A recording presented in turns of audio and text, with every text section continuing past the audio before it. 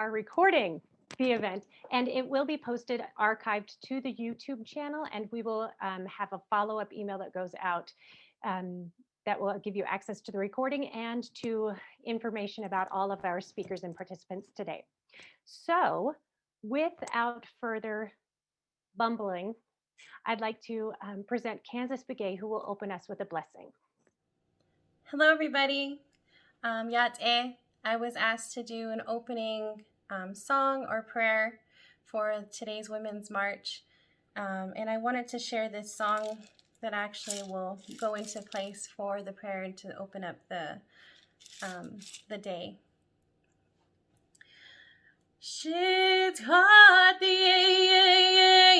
they don't go nil on the lada you way on the head ha question ha jobani sin you way on the head na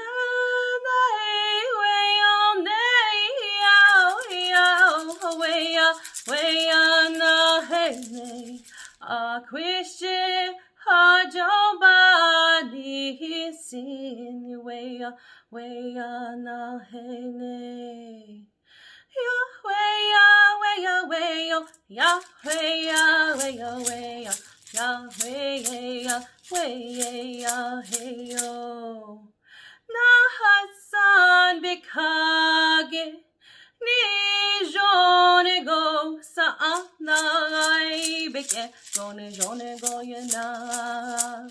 Yahweh, Yahweh, Yahweh, Yahweh, Yahweh, Yahweh, Yahweh, Yahweh. Thank you. Go ahead. Thank you for that. I would also like to acknowledge, before we begin, in addition to my own nerves, that this is an exciting time for all of us. And we've had a lot of reason to be upset and worried certainly in the last 30 days, and certainly in the last 4 years.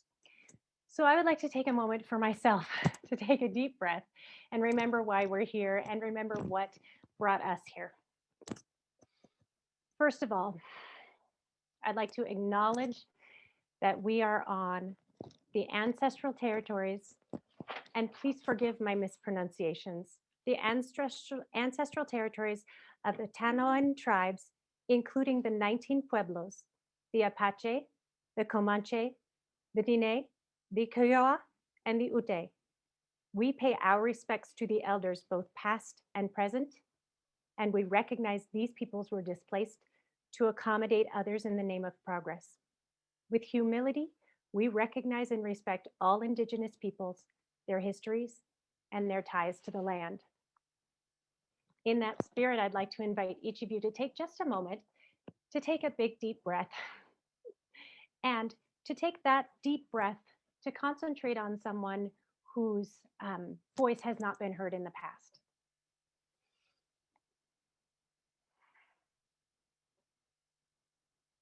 A friend of mine and I were discussing what is our favorite animal.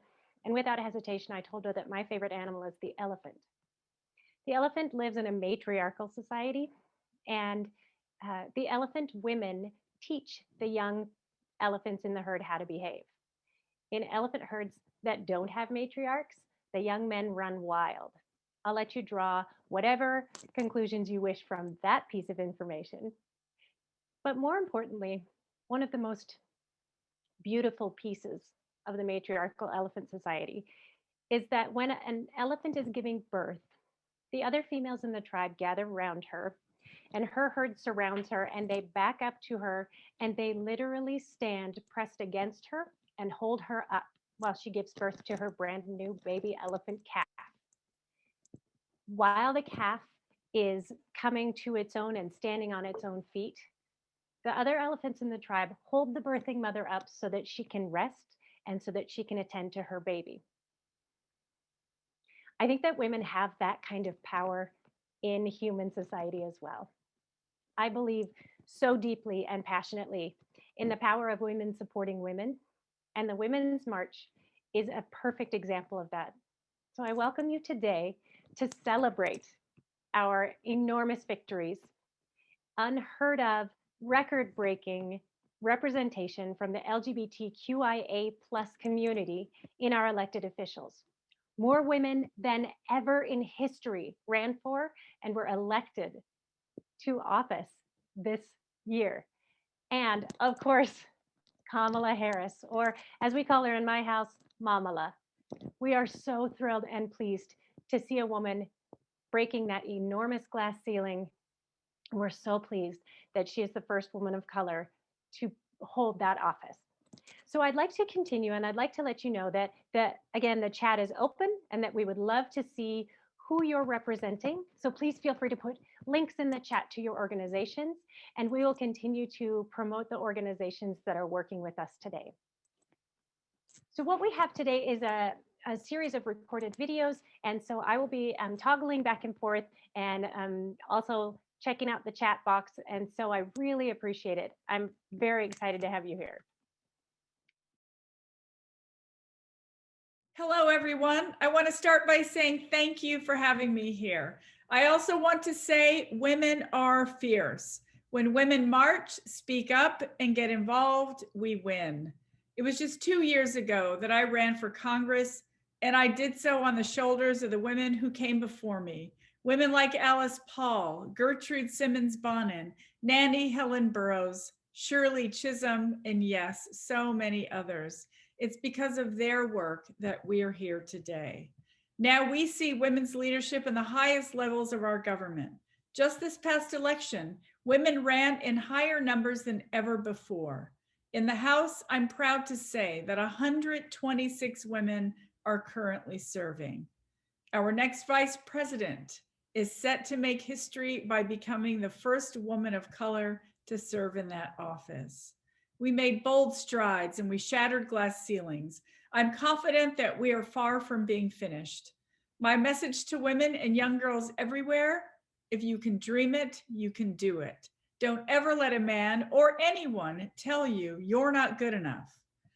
I'm making it my job to lead the ladder down so others can climb, and then I'll be honored to hold the next generation on my shoulders so they can achieve new heights. Women are fierce and women are powerful. Don't ever stop working to achieve your dreams and keep up the fight. Hello, this is Governor Michelle Lujan Grisham, and I'm delighted to have the opportunity to join you at the League of Women Voters Virtual March. I firmly believe we will all be back together and marching in person as soon as late this year and definitely next year. But until that time, I appreciate you all being flexible and adopting this virtual format. The safety of all New Mexicans has to come first right now as vaccines arrive and we begin to see that very bright light at the end of a very long tunnel. And even if we can't be together in person, it's important to convene and recognize the importance of voting, and in particular, the good things that happen when women vote.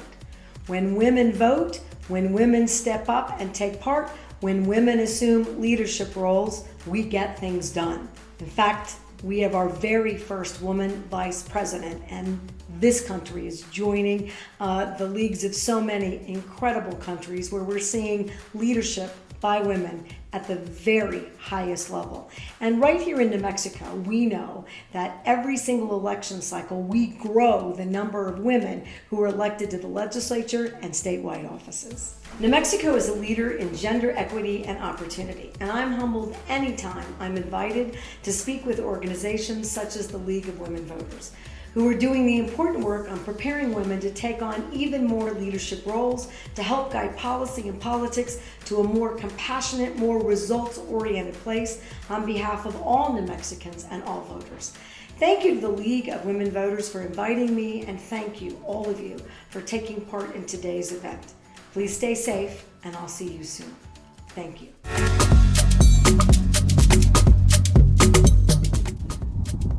I'm marching for LGBTQ rights.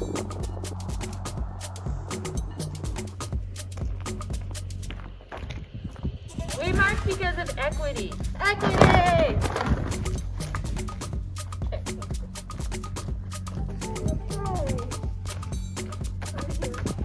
We march for justice!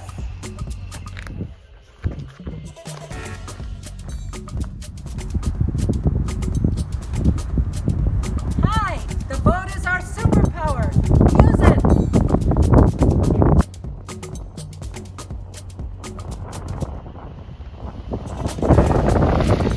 I march as an ally for the LGBTQIA plus community. Persist, persist, persist, persist, persist, persist, persist, persist, persist.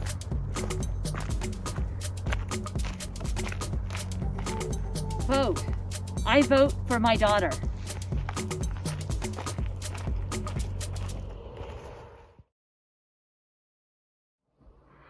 Good morning, everyone. I'm so excited to see how many of you turned out today to continue this unbroken tradition in our state.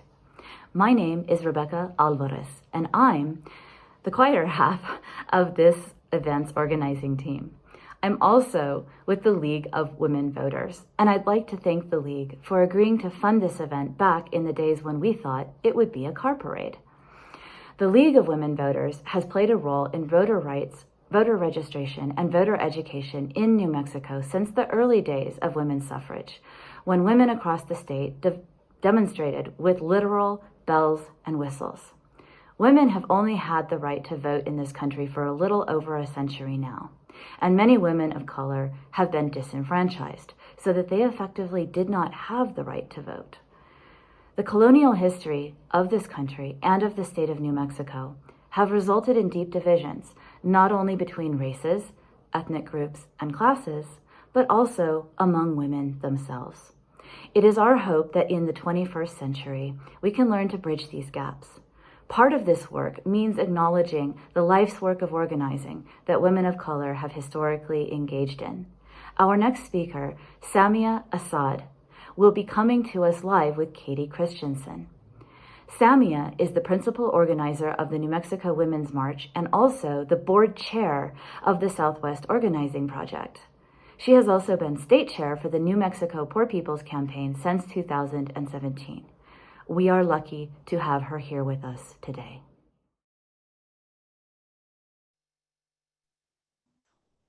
On my end, it sounds like this. Now, where's the screen? Stop, share, go, do that? I don't know. Welcome, Samia Assad. Forgive the mispronunciation. You guys are doing great. You're doing fabulous. Thank you. And it's really, I'm honored to share space with our new Santa Fe Sister March organizers. Thank you so much. I'm really appreciative of leadership stepping up to take up an important role in what we plan on transforming in our communities. So thank you again so much.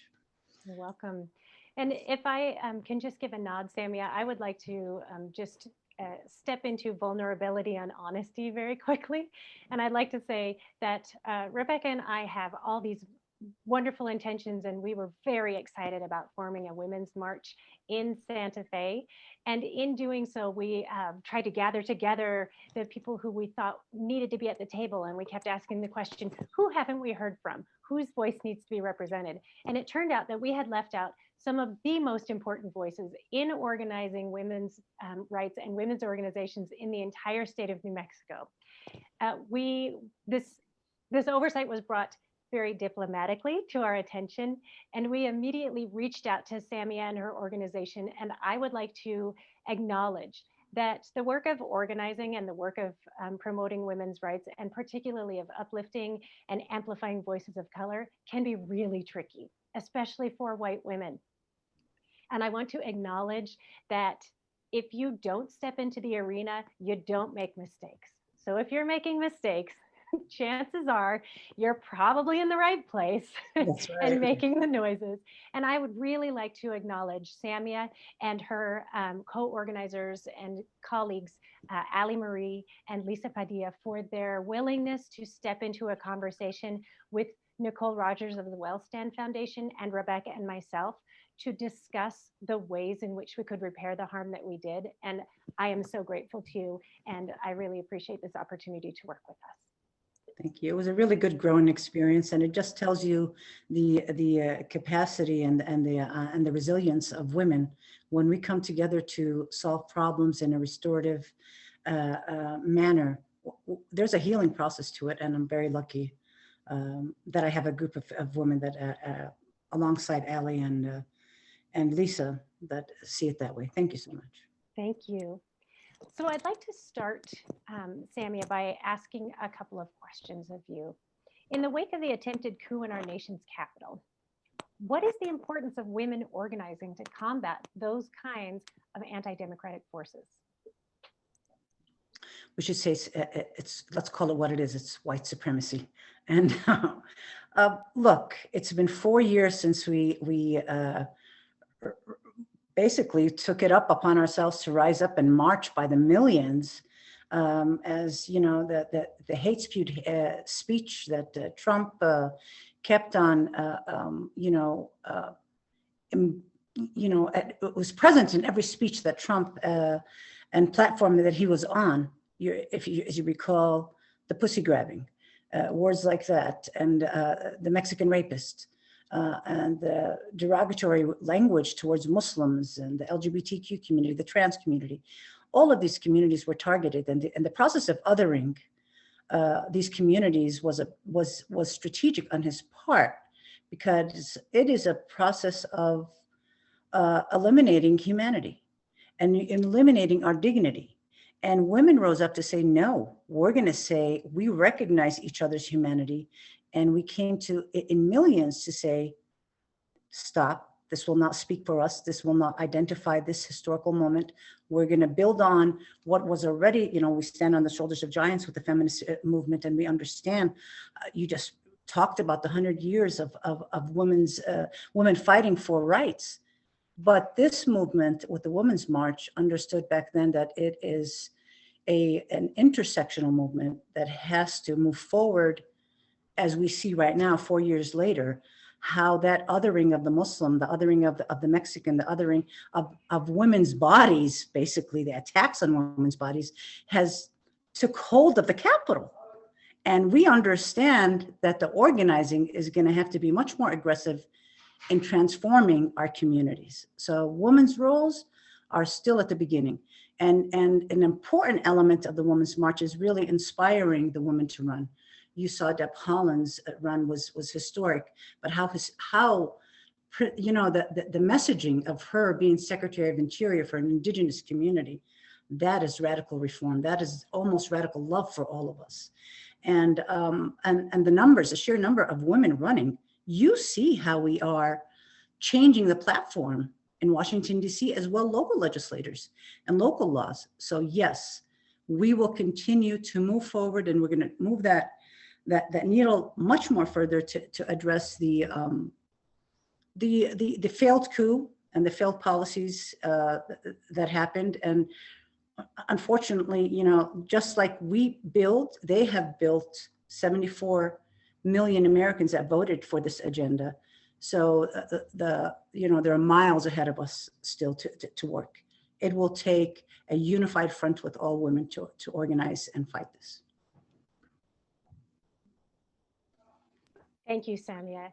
I also want to talk a little bit, I talked briefly about the healing, and you talked about the radical love. And I'd like to talk a little bit about the way that we move forward in New Mexico. Because of New Mexico's colonial history, there's deep division between not just races and classes, but also among women's groups themselves. So you spoke about the need for a unified front. Can you talk about how in New Mexico we can bring women's groups together and move forward with healing? The way we move forward is bridging the gap, of course, and bridging the gap it means that we really have to address the systemic institutions that pin us against each other. I mean, yes, we have personal rivalries. Yes, we have, it can get personal, as we've talked about even as we met and talked about how we move forward on this event, but for us to understand systemic racism and systemic attacks on our bodies and our sacred bodies at that, we have to recognize that there are communities whose narrative have not been at the forefront of many of the feminist movements historically. Not to say that it wasn't acceptable, but it's at the time right now. You need to put it at the forefront. Indigenous voices, Black Lives Matter. When we say Black Lives Matter, we need to mean it. Black lives deserve to live. Black lives matter. When we say water is life, it is. That is very much part of a feminist agenda. When I look, when I joined the Women's March, I'm an American Palestinian Muslim. I'm the mother of 9, I have now 5 grandchildren 4 years later. But I was always an activist. I was always working for human rights. The feminist agenda, yes, we worked for it, but it didn't have a space for me to see where do my human rights, because at the end of the day, our sacred bodies means recognizing that we're human, we have human rights. It's connected directly to the feminist agenda. And this movement proved to me that I have a space. It was an opportunity for me to grow and educate and build those relationships and merge visions of what a feminist agenda looks like into a grassroots feminist agenda that addresses all the needs of all women and respect the sacred bodies that are ours, respect our humanity and our dignity at the end of the day. What we look for when we want to heal spaces that have been colonized and have been oppressed, we want to look at a healing process that brings back dignity. And dignity means human respect and human rights. Thank you.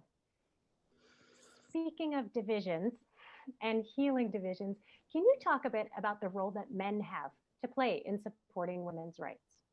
Men, there's an Arabic saying that says, women are half of society and they bear the other half of society, right? We give birth to the other half. So therefore we are all society, right?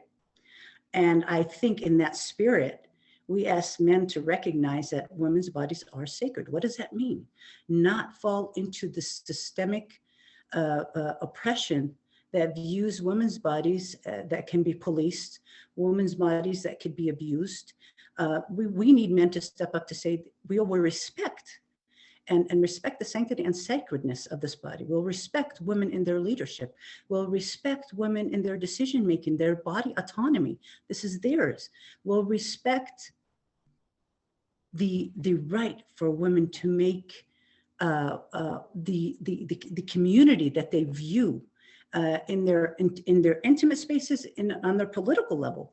We want men to support us in every capacity, and it has to be from a space of strength, in the sense that strength is not to oppress or abuse. Strength is to uplift and bring women to the best of their capacities and their resilience, because, like I said, we are all society. Thank you. It can be difficult to reach across those divisions. We're talking about generations and generations of pain and trauma, and this trauma within the communities.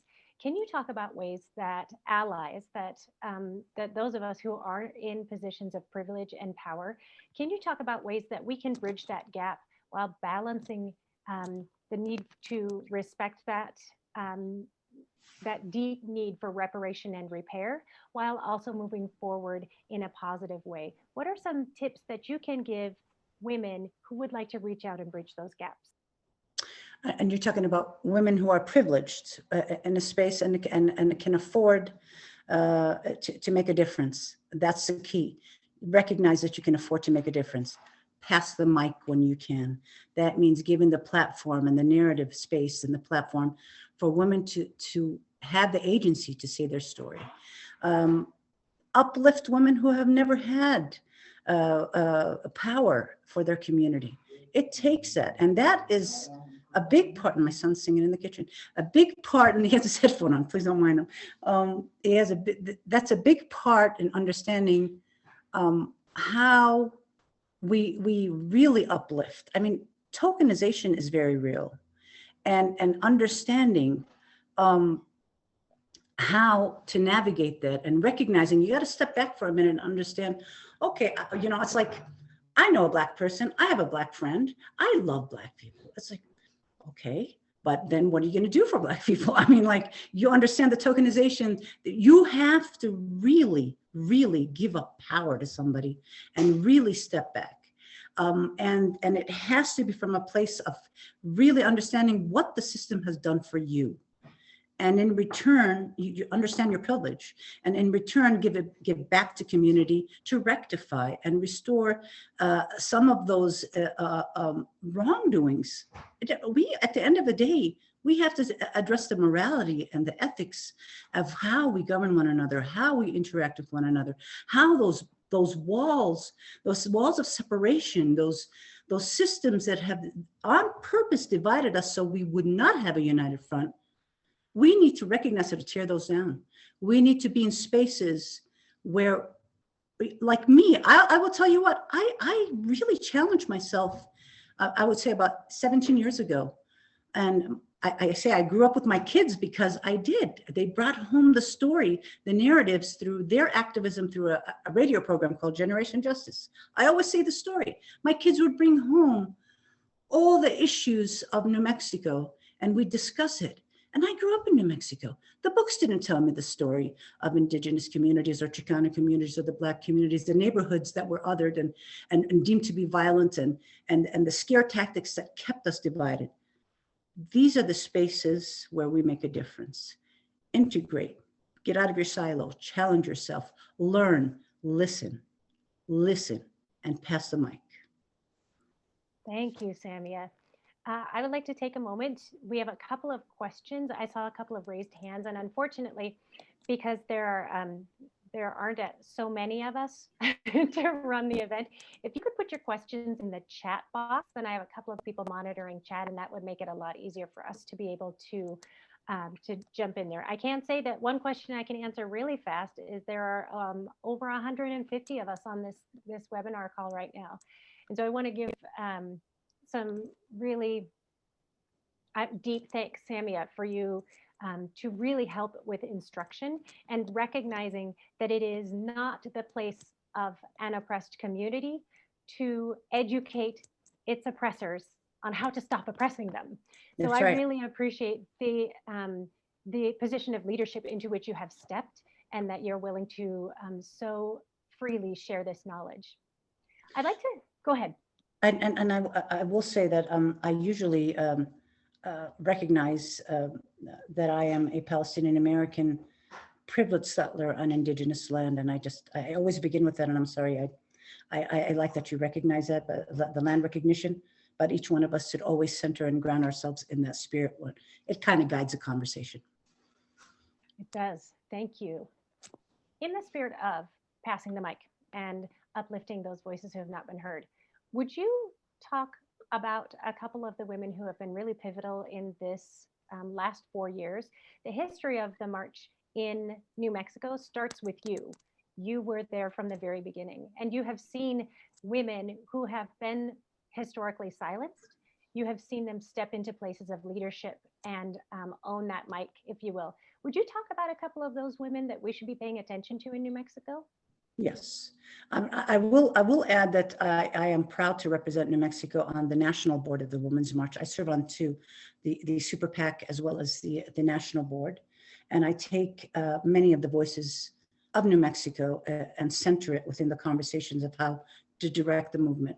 I'm informed by our team, my team. I would not do the Women's March without a really intersectional grassroots perspective that is centered in the most impacted communities. And I've intentionally done that. I've learned so much from my mentors, who I would consider like Beba Sanchez-Padilla at the Southwest Organizing Project, and many of the women around her that she brought in. I mean, there's so many people I didn't know.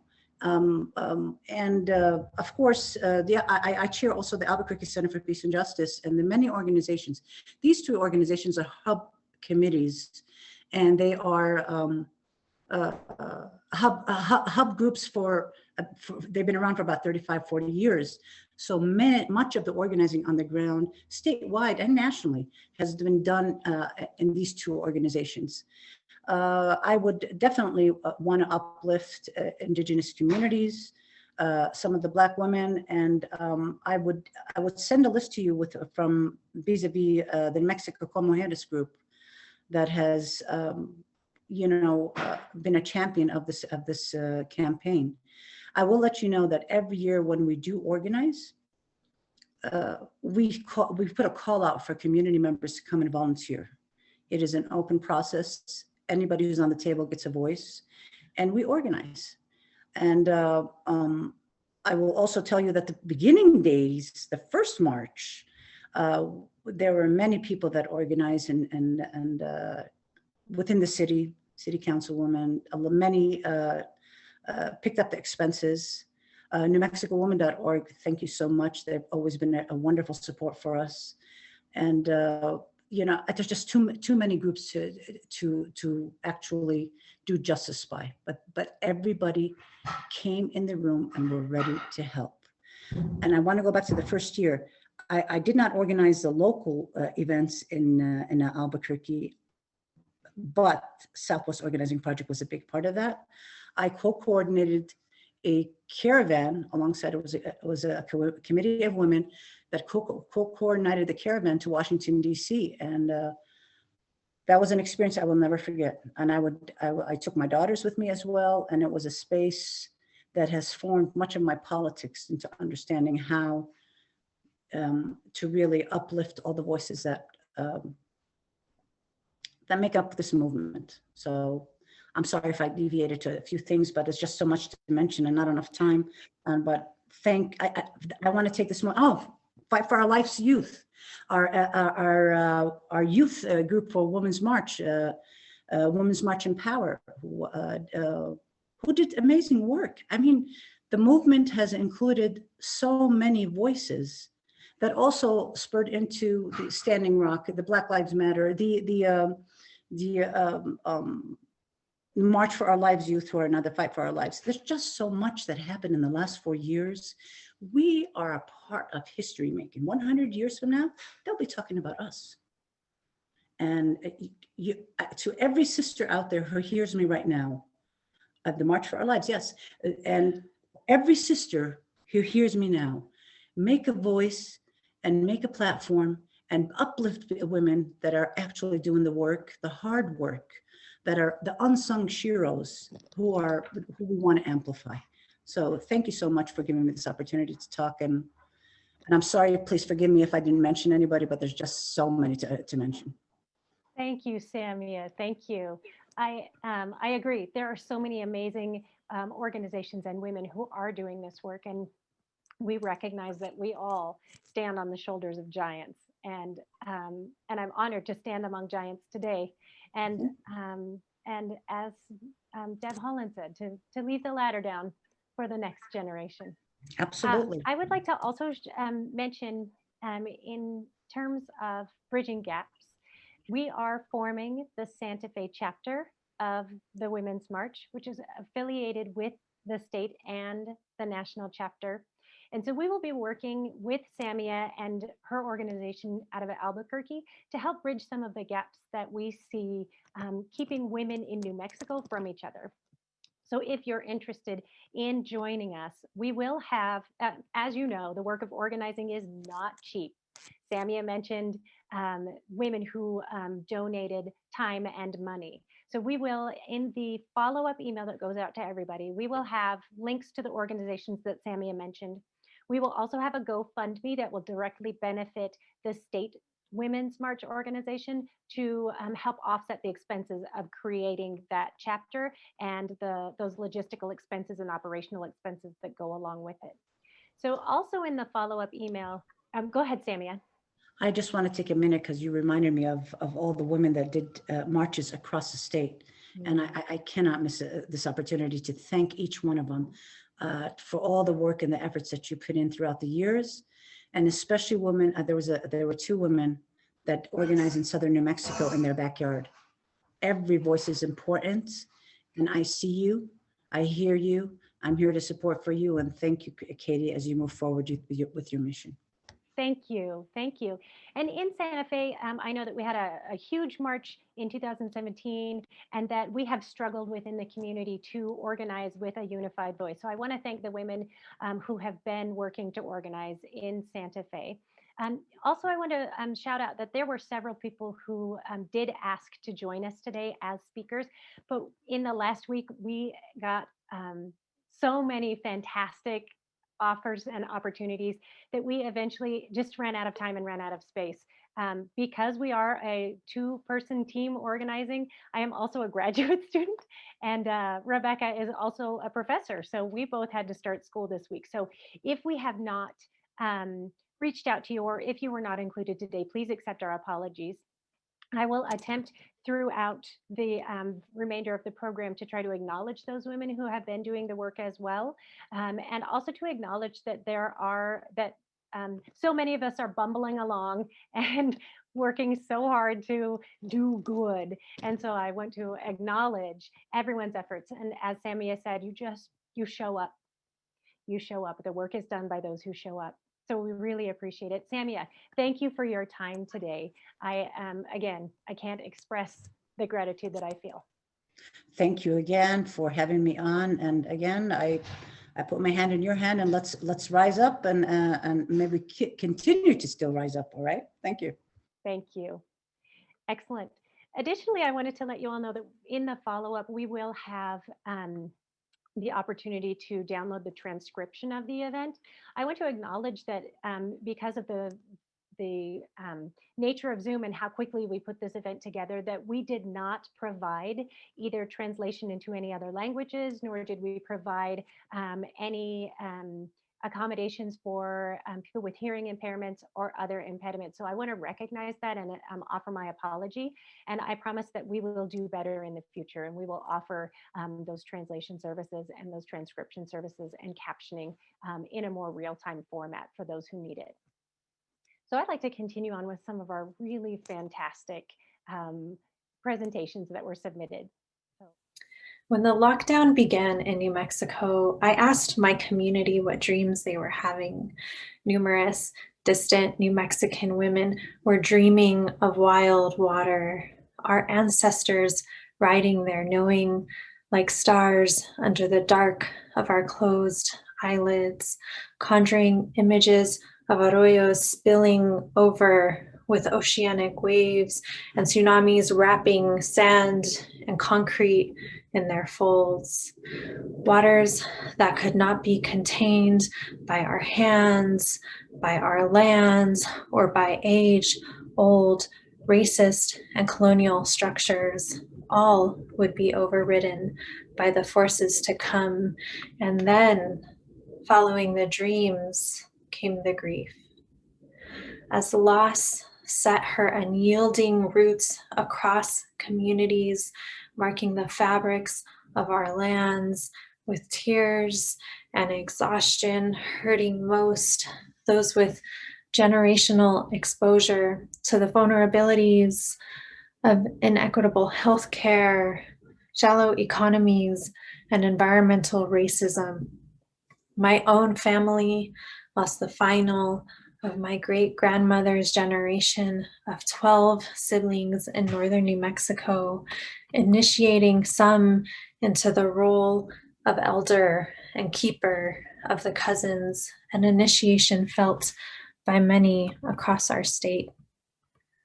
As we carry the collective waters of grief held by our state's beloved communities, we also pray and trust that our ancestors are lending us their wisdom, offering us clarity as the eyes are cleansed by tears, imparting us with fortitude as we seek the realization of freedoms they never had, infusing us with love for these lands that we now have a deeper calling to steward, and placing in our palms the healing of gentle hands and compassionate touch for when we can safely embrace. Though the waters of grief will overwhelm, they will also deepen. We are becoming the containers that can hold the unknown and bring into being the impossible. Our shared capacity for joy, creativity, connection, and inspiration will continue to meet in the power of community. We have been and are becoming deep wells in this beautiful desert with nourishment for a healing and just way forward.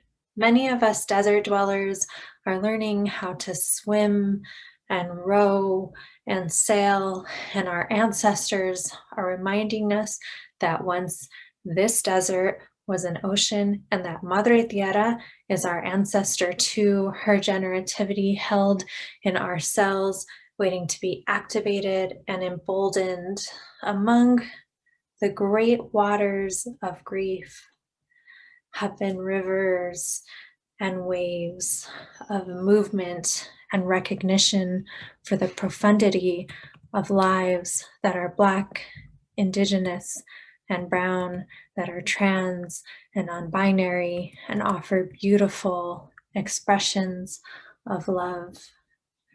Those rivers and waves will continue to meet this ocean of loss, and we will carry in our hearts the light that grief inevitably unlocks, bringing our deepened containers to the work of healing and revisioning and rebuilding a New Mexico with gender justice and healing for all, asking our ancestors to weave into our dream time the pathway to manifesting a power with and a powerful collective rooted in love.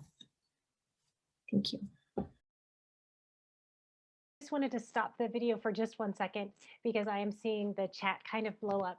I don't know about any of you, but in my house, when Nicole was speaking, we were cheering. It was impossible not to be moved by her enthusiasm and the beautiful poetry of Carly Romero.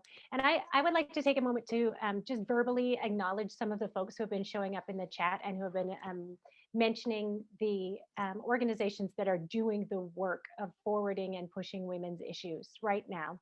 We have the Planned Parenthood of the Rocky Mountains with us. We have Represent Us, the Las Vegas, New Mexico League of Peace and Justice. We have so many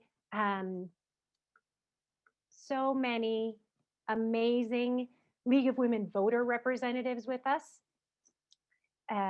We have, it's my really terrific tech skills once again. I just got a couple of notes that the screen is black. Are we good now? Okay, thank you. Although you don't really need to see me to hear about these amazing organizations. We have the NMHU, New Mexico Highlands University. We have quite a lot of representation here today from them. We have HU Cares, we have the Women's Center, we have the Highlands University President's Council on Diversity, Equity, and Inclusion, Tewa Women United, KWH Law Center for Social Justice and Change. We have Bernadette Barduro with the Federation for Democratic Women, who has done an enormous amount of organizing around getting that vote out, especially for Democratic women. We have Councilwoman Renee Villarreal on the chat with us. We have Geraldine Salazar from Now of New Mexico. We have the Santa Fe Indigenous Center is with us today. And I am sure that I am still missing so many. We have so many amazing women and organizations represented today. But I did want to take a moment to just give a shout out verbally to those folks who have been representing in the chat. And please pay attention to the chat because you may see an email or an organization's link come up. This is a great place to make connections. So I'll continue to leave the chat up and running, and we will be archiving both the chat and the video, and the email will go out to all the participants. So please continue to enjoy.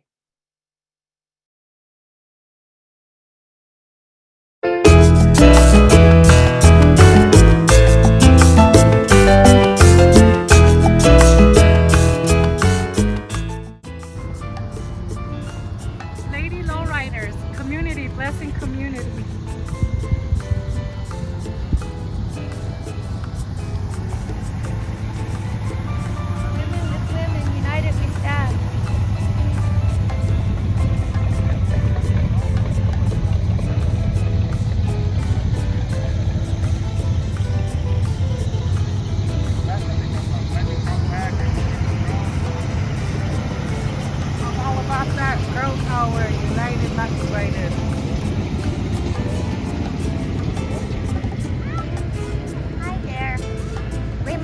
it just like men.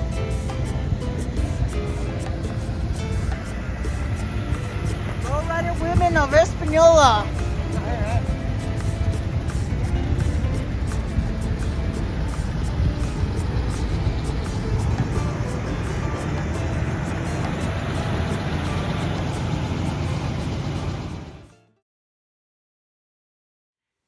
You may shoot me with your words. You may cut me with your eyes. You may kill me with your hatefulness.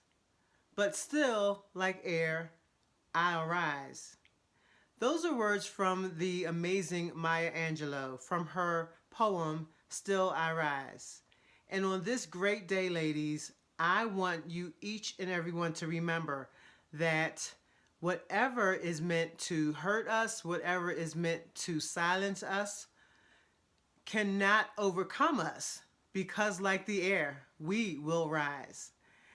Have a great day, and remember that you have power. You have power individually, you have power collectively. We have power. This is Dr. Ruthie Watson reminding you that let's rise and let's continue to rise to be the best that we can be.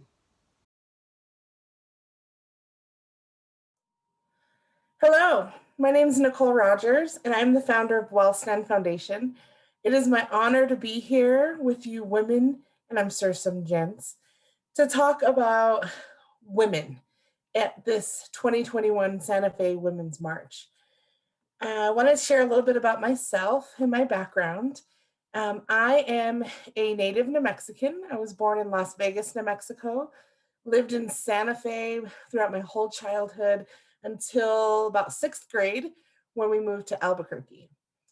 And I come from a long history of strong women. I want to share some highlights of my family. I am a multiracial woman. I am half Black and half Hispanic, and I have 2 younger brothers.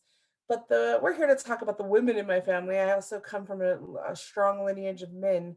But the women in my family, particularly my mother, the top left here, is just somebody who's taught me about having an open heart, a big heart. She has a big heart. She's been a childhood educator my entire life. And I have to give a shout out to the strong women in my life, which of course starts with my mother.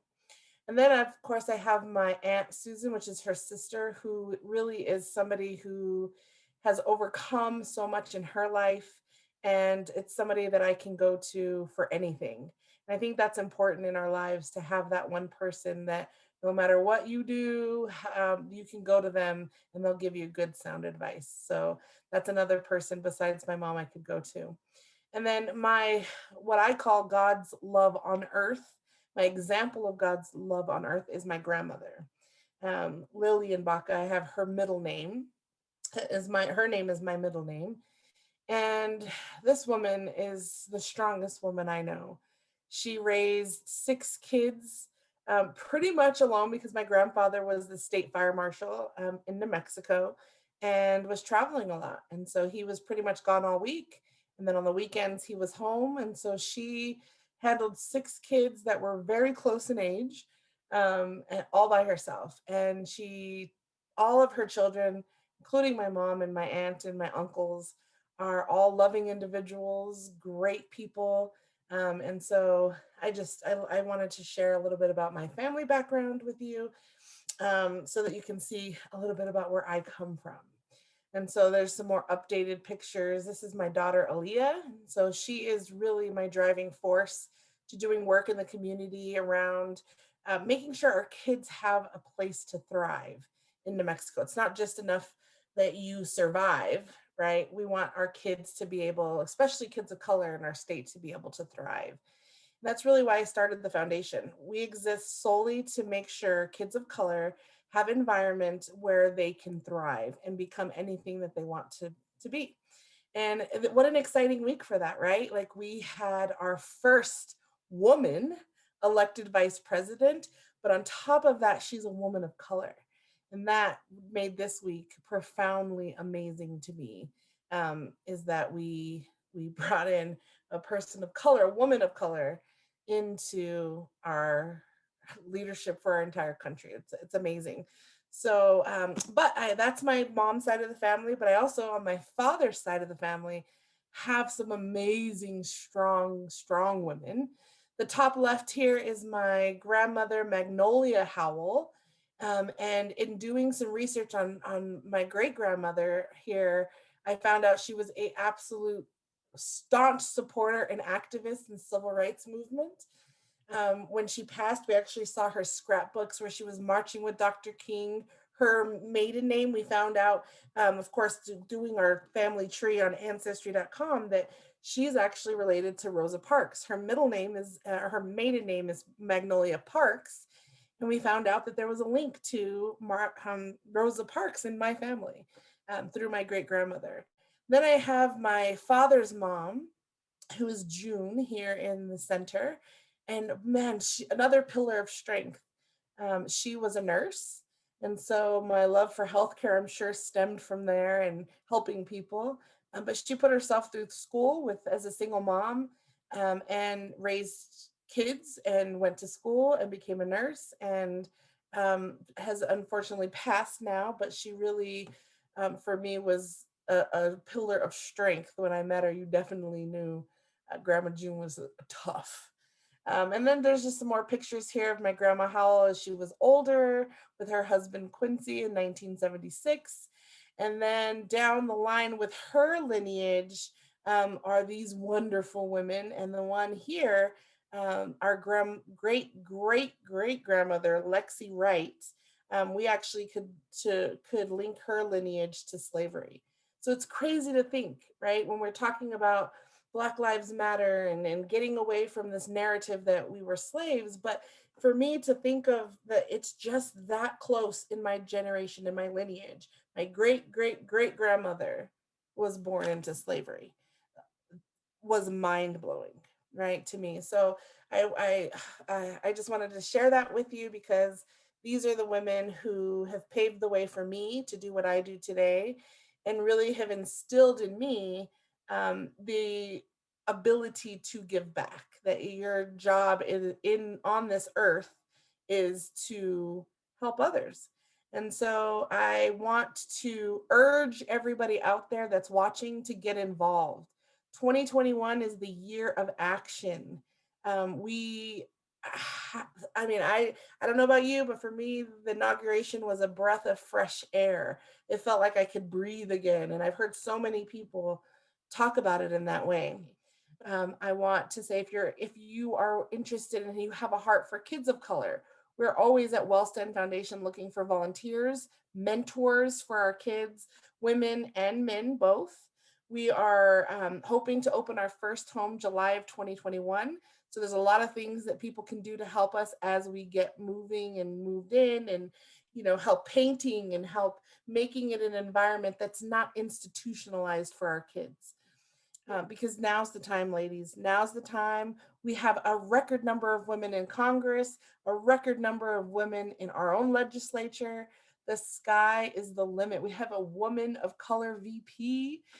The sky is the limit for us, and our time is now. So please, if you don't get anything else from my talk today, I just ask that you stand up, you stand for something. My great grandma, Mama Howell, used to say that all the time. If you don't stand for something, you're going to fall for anything. And now it's too critical of a time. We have an opportunity to make some changes. Some of the things that are on my heart that I'm working on in the community is the Crown Act.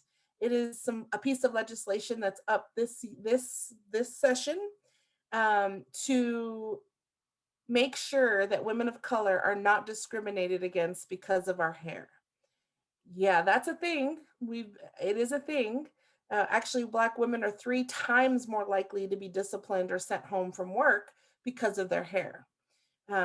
It's a thing, and it's a sad thing that the way that my hair grows naturally from my head could be a deterrent for me getting a job, getting a promotion in school. It's a deterrent to a lot of our high school students and even preschool down to my son's age. So one of the things you can also help get involved and call your legislators about right now today is the Crown Act legislation, because that's huge for us. And that's something we all can do by calling our representatives, our senators, and asking them to pass the Crown Act. And again, that's happening right now during the legislative session here in New Mexico. And so I just want to thank you so much for this opportunity to be with you, to talk with you about my passion, and really just I want to leave it in part with you that it's time, ladies. It's time to not just, forgive me, not just be an Instagram activist, right? Where you're just, showing up at the marches to take a picture. We don't need any more of that. We need you to get up, stand alongside us, and do the work for these babies. And my heart is for the babies. And so the kids, they need us. So please, wellstandfoundation.org, if you want to get involved with us, we can absolutely help you plug into other places that you can help. Again, my name is Nicole Rogers, founder of WellStand Foundation, proud mother of 2 beautiful babies. And again, my passion is the kids. So help us get involved in 2021. Thank you so much.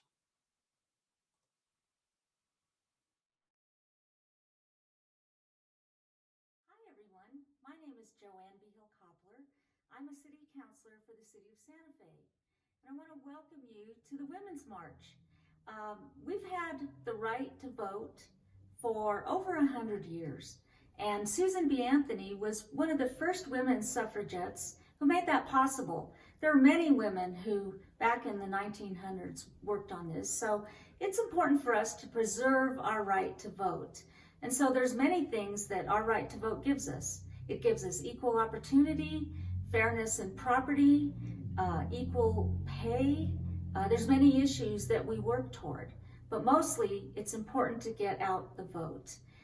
Women have a major impact on what goes on in society. We have many issues.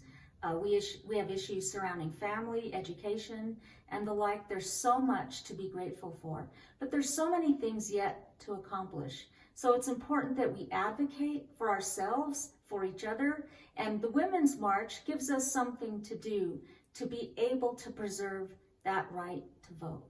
So contributing to democracy is probably one of the most important things as well. What can you do? Well, you can raise your voice. You can raise your voice to express the issues that are important to you. You can volunteer. You can donate.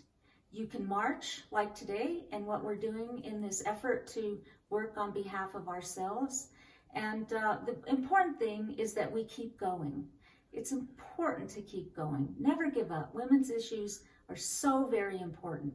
And we can't forget that Susan B. Anthony was one of the major women in our history who helped make that possible.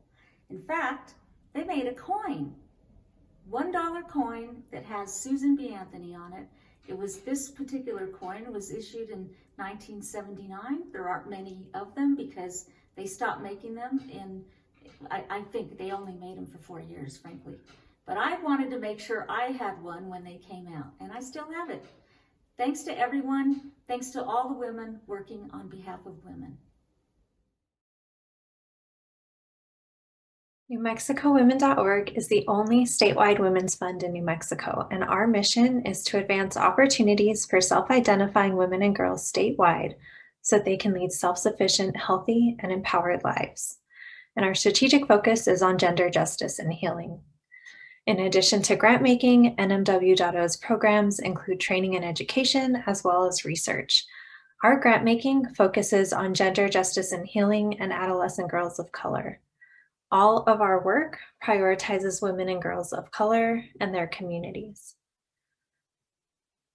Our programs and strategies are guided by intersectional feminism with the recognition that the well-being of women and girls in our state cannot be separated from racial, environmental, and economic justice or health equity. Nationwide, only 1.6% of philanthropy is directed to organizations dedicated to serving women and girls, with just 0.5% of philanthropic giving dedicated to women and girls of color. As a majority by POC state, it is imperative that we invest in the healing and leadership of self-identifying women and girls with an emphasis on women and girls of color, including our trans and non-binary relatives.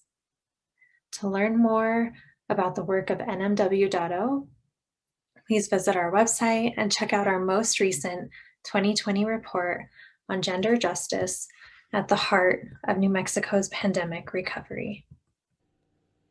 Yat shikeno shidene she Kansas Kristen Begay and Ishia.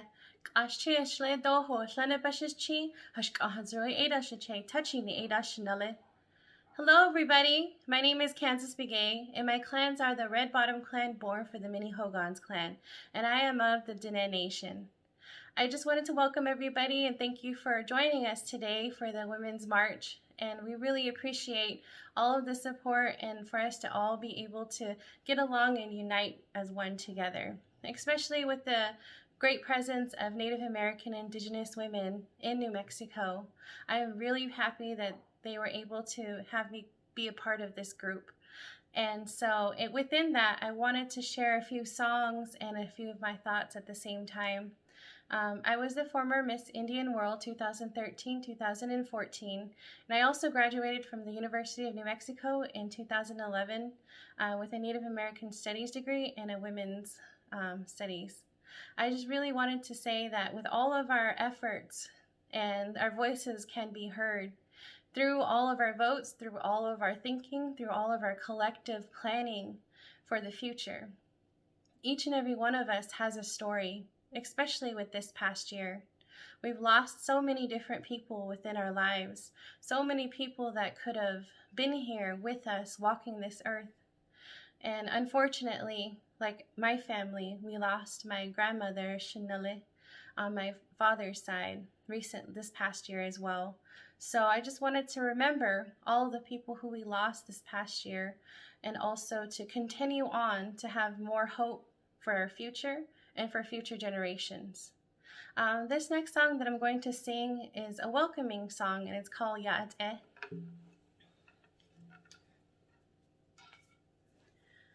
Hey yanga, hey yanga, Ya'at'eh, Ya'at'eh, Ya'at'eh, Ya'at'eh, hey ya, Ya'at'eh, Ya'at'eh, Ya'at'eh, Ya'at'eh, hey ya, Tony Johnny go, da hilsa, Ya'at'eh, Ya'at'eh, Ya'at'eh, Ya'at'eh, hey ya, Tony Johnny go, da hilsa, Ya'at'eh, Ya'at'eh, Ya'at'eh, Ya'at'eh, hey ya, ho bahujo, Ya'at'eh, Ya'at'eh, Ya'at'eh, Ya'at'eh, hey ya, shidne bahujo, Ya'at'eh, Ya'at'eh, Ya'at'eh, Ya'at'eh, hey ya, ho bahujo,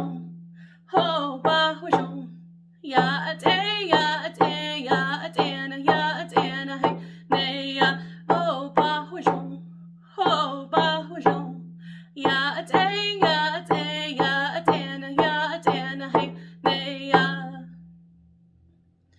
That song was more of a welcoming song, as we say in our Navajo or Diné language. It's Ya'at'eh. So for those of you, I really appreciate your help in this community, because we are all one as together, and I really hope that we work together in the future with Indigenous culture and the kind of people we are here in New Mexico. The culture that we bring for New Mexico is always very unique as well, because of the diversity that we each hold for one another, and that diversity that we all bring as one another, that we come together. This next song that I'm going to sing, well, actually I'm going to go ahead and play my flute for all of you. This is a flute that I've had for a very long time, and it reflects of my thoughts and my thinking also, and sometimes in some other cultures as well. It's considered a blessing by listening to this music, and it's also about love as well. So I feel like with this Women's March as well, this was what kind of it signifies as part of love, unity, and a lot of spirituality. So this is a triple flute actually. So I wanted to share my music with all of you.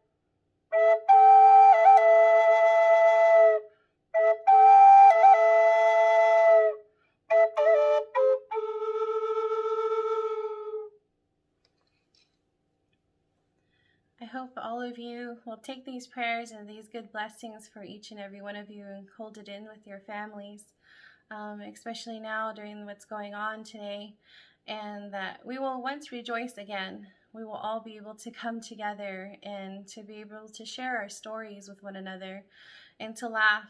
You know, there's nothing more beautiful than coming into a group of women laughing, because when we all laugh together, we feel good together. And those are where those good healing comes from, is through laughter. And I really hope to see each and every one of you again in different spaces and being able to share my songs with you all live performances sometime soon. I think that's one thing as a Native American recording artist that I really miss. And I really want to be in front of people and be able to talk to them and see them one-on-one and see children laughing and children singing along with me. You know, the way that our futures are is that our children and our people, our community always makes us stronger with those thoughts. I've always learned that there's this concept of a 3-generational thinking. So you'd always have to make decisions on behalf of yourself, because when you make those decisions on behalf of yourself, you're also affecting many generations after you. But the generation before you made decisions, and that impacted your life and who you are today. Therefore, in the future, you would like to leave a good legacy for your children and your grandchildren to come. And the children that are not here yet, but they will be within the many generations to come. I just really wanted to emphasize that, and for all of us to take care of us, for to really be able to enjoy one another's company once again. And especially for us as Indigenous people, all of our gatherings, our family, we have family gatherings sometimes that are big, and we like to share food with one another, to share songs, to share stories. A lot of our history has to do with oral history. We get passed down stories and information through our grandparents, our elderly, and our parents. And when they tell us these stories, they shape us for the rest of our life. And as we remember them, we make decisions on behalf of those stories as well, because that's the impact that we have and that we have within our communities. I wanted to share another song. This next song that I'm going to sing is more of a healing song, and it's also in Navajo, but it talks about our future and how we all each have our own prayers and our own songs within us as well. Chitotezin kuwe yeshato wo, netotezin kuwe yeshato wo. Nitotezin kuwe yeshato wo, nitotezin kuwe yeshato wo, nitotezin kuwe yeshato wiana hey neowa. So with that, it's our prayers and our songs. So that's kind of what I had talked about within our path, because as they say, we always say also hajonasha. Hajonasha means walk in beauty. So for each and every one of you, I really want you to walk in beauty as you make these new steps into this new year, and for all of us to hold strength and to hold space for one another whenever we need that. This last song that I'm going to sing is a song called When I See You Again. I mean, it's more of a humorous song, but a lot of our Native culture songs are humorous sometimes, and they also talk about love. So I wanted to share this song with you, and I hope that we all will see each other once again. Hey, yay, younga, hey, yay, younga. Hey, nay, young wo, hey, yo, hey, hunga. Hey, nay, young wo, hey, yo, hey, hunga. Young wo, hey, yo, hey, hunga. Away up, hey, yay, yay, younga. Hey, nay, young wo, hey, yo, hey, hunga. Hey, nay, young wo, hey, yo, hey, hunga. Young wo, hey, yo, hey, hunga. Away up, hey, yay, yay, younga. Hey, nay, young wo, hey, yo, hey, hunga. Hey, nay, young wo, hey, yo, hey, hunga. Young wo, hey, yo, hey, hunga. Away up, hey, yay, yay, younga. When I see you again It will be sweet like drinking a Coca-Cola, honey on a fried bread, staying away. Hey, hey, hey, young, hey, nay, young, whoa, hey, oh, hey, hung, hey, nay, young, whoa, hey, oh, hey, hung, young, whoa, hey, oh, hey, hung, away. Hey, hey, hey, young, hey, nay, young, whoa, hey, oh, hey, hung, hey, nay, young, whoa, hey, oh, hey, hung, young, whoa, hey, oh, hey, hung, away. Hey, hey, hey, young, when I see you again, it will be sweet like drinking a Coca-Cola, honey on a fried bread, staying away. Hey, hey, hey, hey, oh, hey, hey, hey, hey, hey. Thank you guys very much. I'm really pleased to be here with all of you, and I hope you guys all stay safe, and please wear a mask when you go out and about, and wash your hands. Thank you guys. Ekehet. I want to do it. Yeah, you'll do it after this one, okay? I promise. Okay. I love you. Hello, everyone, and thank you for letting me join you on our 4th annual Women's March. I want to take a moment to acknowledge that we are on stolen Tewa land and honor the people of the 19 Pueblos, Navajo Nation, and the Jicarilla, Mescalero, and the Fort Sill Apache, who contribute to our state and are an integral part of our future. I'm Representative Linda Serrato. This is my daughter, Alma, and I proudly represent the south side of Santa Fe in House District 45. I've been lucky enough to participate in every Santa Fe Women's March, and I really want to thank Katie for stepping up and finding a new way for us to come together this year. I know we're all sick of going virtual, but the one great thing is that I'm not freezing and scouting out the closest bathrooms for my little person. 4 years ago, my husband and I came to the first march. I was pregnant with my daughter, and I came like a lot of folks did. I was frustrated and disappointed in the election results, and frankly, I was scared. I didn't know what world my daughter was inheriting, but I knew it was up to me to do what I could to protect her future. And I found at our march not a solution to my anxiety, but a collection of people who were like my husband and I. Over the past 4 years, our nation has been battered and beaten and taken to the brink of destruction.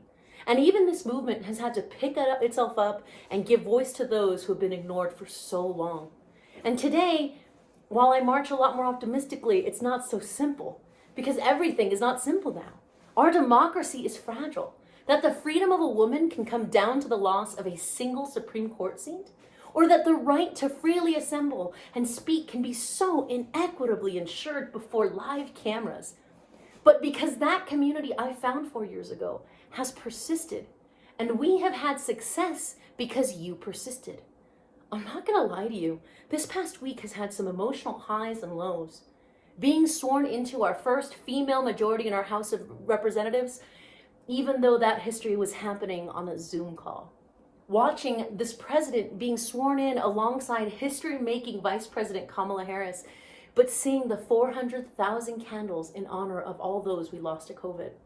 It was a lot.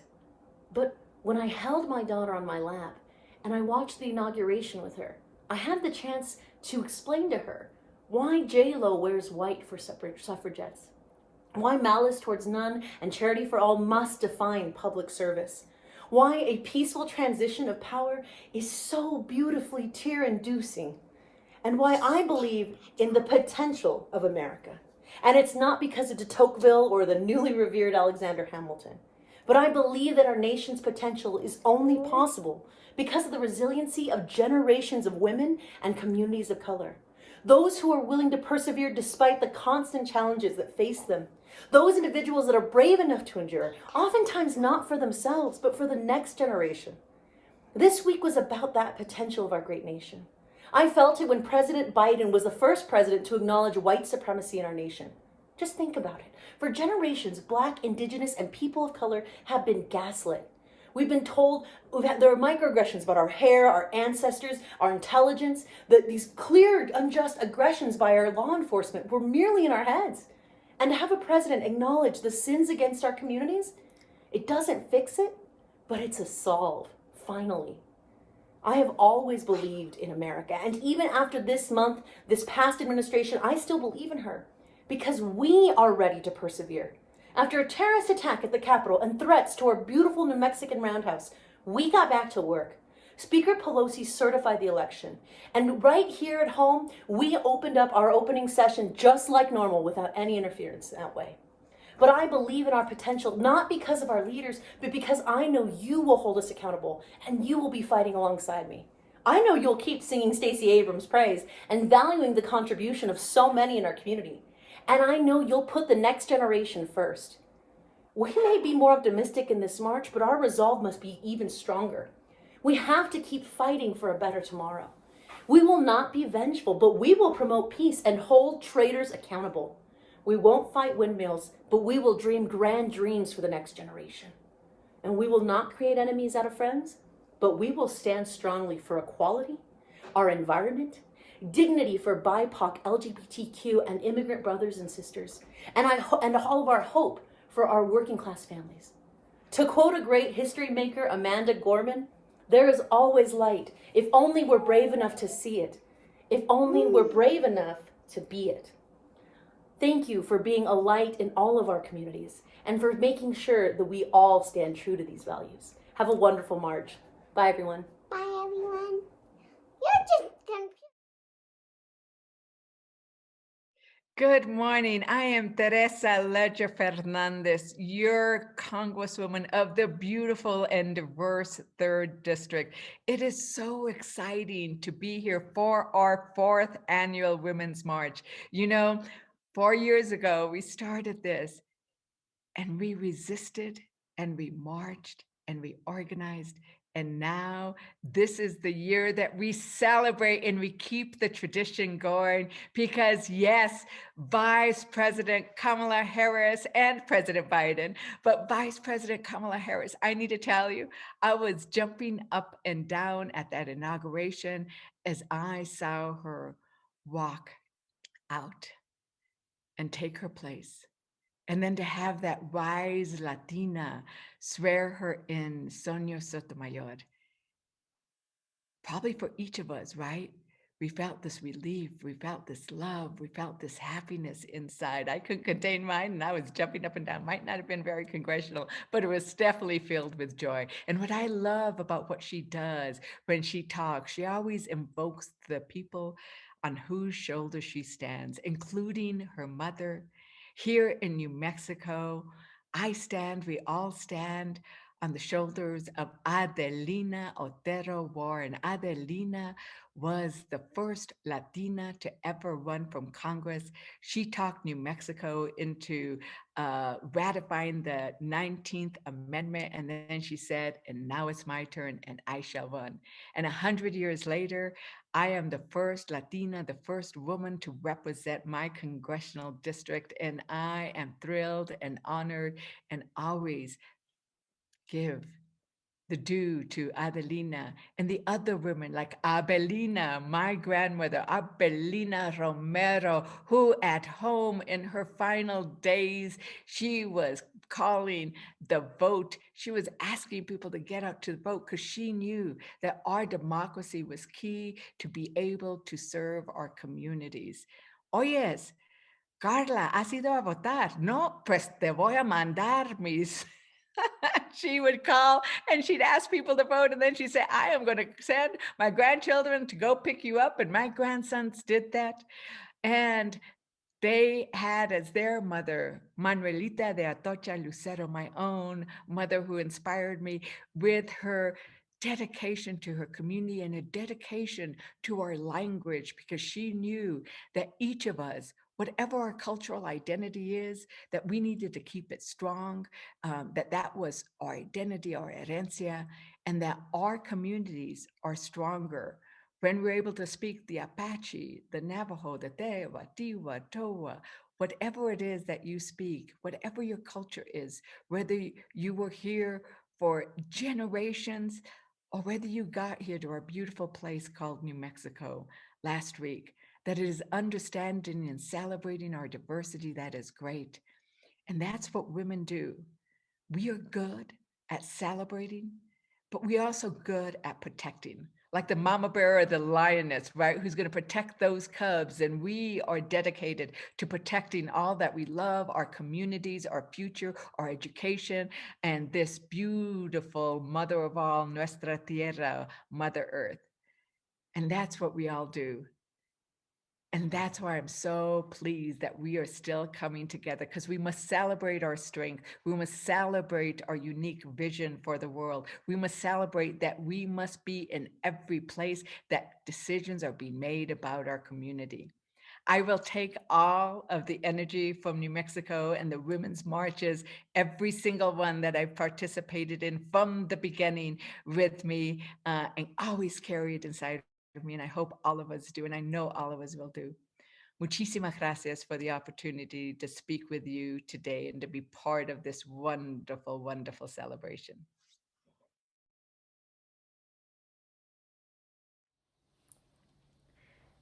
Goatsi Hopa.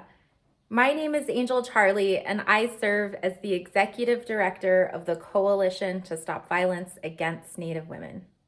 I am honored to be with you for the 2021 Virtual Women's March. I join you remembering where the march started. 4 years ago, women took to the streets to be heard.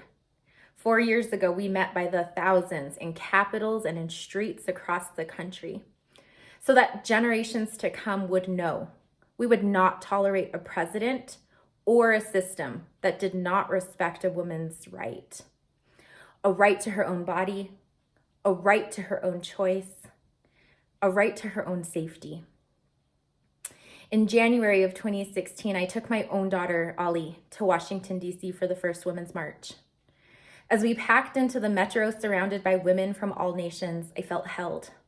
I was surrounded by love and hope. I was surrounded by power.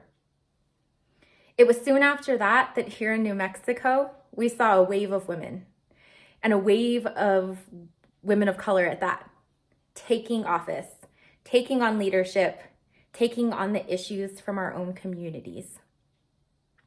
Issues like racism in politics, poverty, education, and health access. Issues that only we have the insight to speak on because we have the lived experience of how these touch our communities, how these issues touch our lives. Racist statue removals, state abortion ban repeal, equal pay, paid sick leave, Indian Child Welfare Act codification. These are all policies championed by women of color. Native women in tribal leadership across the state, like Lieutenant Governor Roy Ball in the Pueblo of Pojoaque, Native women in state government, like Senator Pinto, Representative Georgine Lewis, and of course, our own first Native Secretary Designate, Deb Haaland. It is not lost on me that deep change that is led on behalf of community is more often led by women of color. Our Native women are leading on these issues. It shouldn't be lost on you either. As New Mexicans, we must continue to center and lift Black, Brown, and Indigenous women's voices, because behind every one of these women are our ancestors. And in front of every one of these women, our little ones are watching. Women in color do work for our communities. We do it for our people, and I am proud to march on beside them and you. Thank you. Dewaya.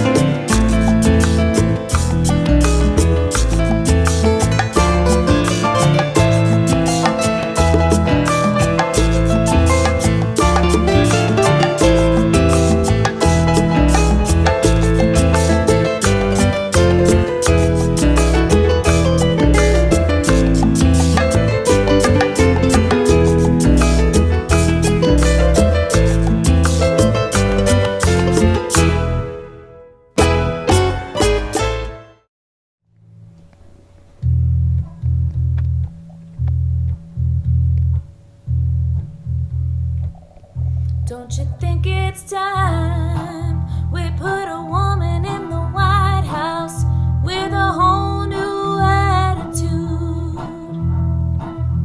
We could use a little female common sense down on Pennsylvania Avenue. After 230 something years of waiting, it's way past overdue. Yeah, I think it's time we put a woman in the White House. Girls, how about you? Well, we like to spend money, but not money we ain't got. And we can balance a checkbook, and girls, let me tell you what. It's time to clean up Capitol Hill with a shovel and a pair of high heels. We've seen what the good old boys can do. Now it's our turn to take a shot. Don't you think it's time we put a woman in the White House with a whole new attitude? We could use a little female common sense down on Pennsylvania Avenue. After 230 something years of waiting, it's way past overdue. Yeah, I think it's time we put a woman in the White House. Girls, how about you? There'd be a lot less fussing and fighting and carrying on. There'd be a lot more loving and listening and getting along. Just look at the mess we're in. Heck, I'd write my own name in. I guarantee that we'd all be singing a different song. Don't you think it's time we put a woman in the White House with a whole new attitude? We could use a little female common sense down on Pennsylvania Avenue. After 230 something years of waiting, it's way past overdue. Yeah, I think it's time we put a woman in the White House. Girls, how about you? Girls, how about you? Girls, how about you? Be a woman, be a woman, be a woman. Be a woman, be a woman, be a woman. Be a woman, be a woman, be a woman. Be a woman, be a woman, be a woman.